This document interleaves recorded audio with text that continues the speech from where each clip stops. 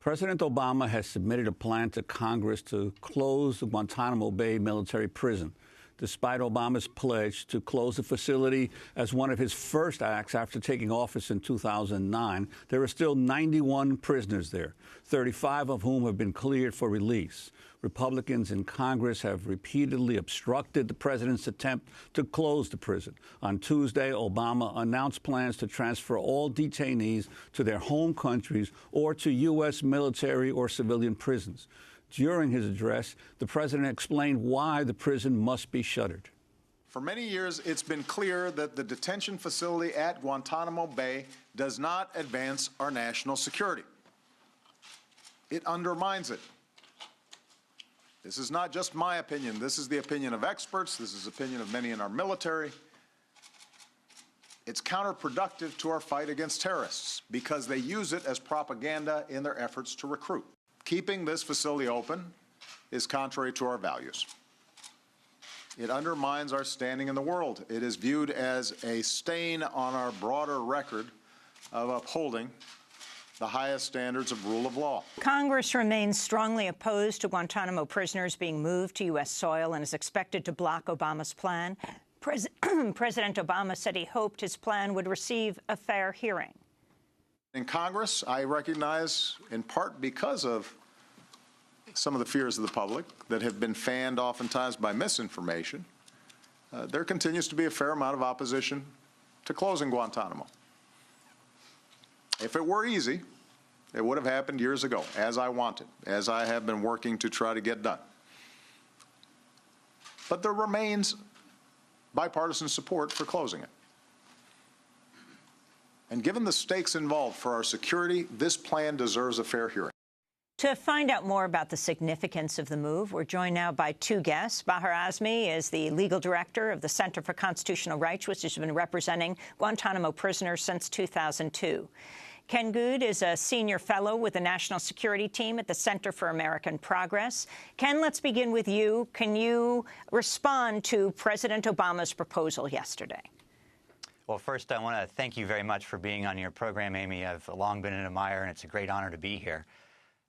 I think President Obama's plan that he put out represents the best and most secure way to close Guantanamo. It's not particularly new from what he's been trying to do over the course of the last 7 years, but I am hopeful that with about 11 months to go in his administration, this will be a renewed push to finally get that prison closed. Now, I think we have to be realistic about the prospects of at least one element of his plan that he put forward yesterday, which was to try and bring some detainees into the United States to stand trial in federal court or to be held as law of war detainees. Congress is just not going to change the law to allow that to happen, especially given the amount of opposition that this Congress is throwing at the president on every issue. So the notion that there are going to be detainees here in the United States from Guantanamo in anything like the near term is just not going to happen.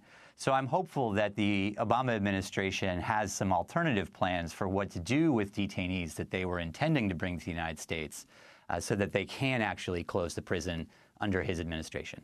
And Bahar Azmi of the Center for Constitutional Rights, you've been engaged with the administration now for years on this issue. What's your reaction to the president's latest plan?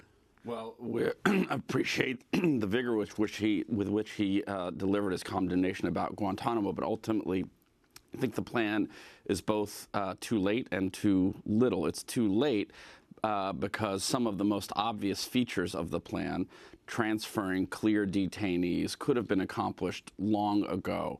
There are 35 detainees, including a number of our clients, have been cleared for release, some of them since 2009, yet they have languished.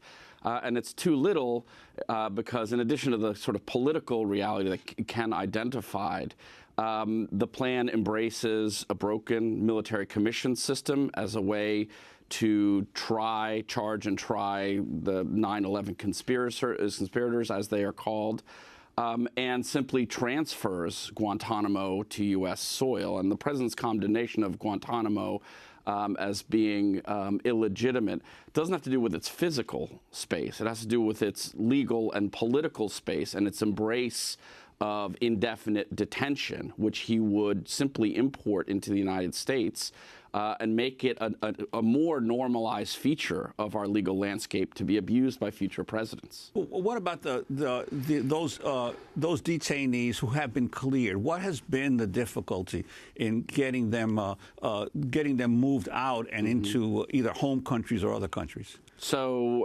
Congress has placed some barriers to transfer, which the administration cites repeatedly. But ultimately, it's been a lack of political will, because he has always had the authority he currently has to either repatriate individuals to home countries or resettle them in third countries. Between 2010 until about 2014, there was a blanket ban on repatriating anyone to Yemen, and the majority of prisoners were Yemeni, regardless of individual circumstances or family circumstances, and that was self-imposed. So we're really pleased to hear that he's going to expedite the process of getting cleared detainees out, the 35 out immediately. But he has to speed up clearing others and consider a fair trial system in Article III courts. Ken Good, who are these prisoners? This morning on the networks you see, they're talking about bringing terrorists to U.S. soil. More than 100, one network said, had gone back to fight when they were released. Who are the people who are held at Guantánamo? Well, now it is a much different group than the original about 700 that were brought to Guantánamo by the Bush administration. The Obama administration inherited about 240 detainees. Now they're down to just 91. There's a core group that are facing military commissions charges, only 7 that are facing military commissions charges, the 9/11 co-conspirators and 2 others. There's another group of detainees that the Obama administration does not want to release. And then there's a larger group that is going to be transferred out of the base to their either home countries or third countries. Now, some of these guys are bad guys. I don't think there's any question about that. But a lot of them have been in Guantánamo for 15 years, and it's high past time that they're transferred or resettled to third countries. And I'm hopeful that the Obama administration can get that done at least before they leave office. Now, I think it's important for your viewers to realize that there is legitimate criticism of what the pace that the Pentagon has been working through some of these cases to get them transferred and resettled. But it isn't just a case of the Obama administration being slow or the Obama administration not being committed to closing Guantánamo.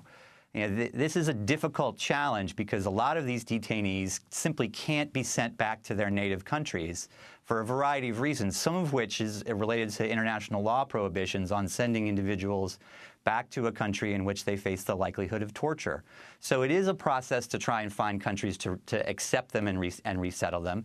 And it is a long bureaucratic process, one the Obama administration has not managed particularly well.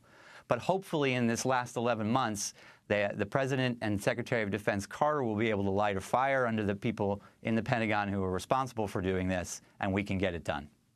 Bahar, the prisoners that you have represented, I mean, how they end up at Guantánamo, for example, those that were given money to bring in people. Yeah, well, it kind of identifies the overwhelming majority of prisoners brought to Guantanamo Bay were simply in the wrong place, the wrong time, fleeing the American-led bombing in Afghanistan, picked up in Pakistan through Pakistani government raids, sold to the Americans for bounties. A study done in 2006 revealed that even under the government's own evidence, taking that as true, only 8% were Guantanamo were al-Qaeda members or fighters of al-Qaeda. Now, some of the individuals currently detained there, like our client Ghalib al-Bahani, was in the so-called too dangerous to release category for a long time, even though the worst that could be said about him is that he was an assistant cook to a group that was affiliated with the Taliban, but that no longer exists. We're going to break and then come back to this discussion. We're talking with Bahar Azmi. He is legal director at Center for Constitutional Rights, and with Ken Good, who's with the Center for American Progress. This is Democracy Now! Back in a minute.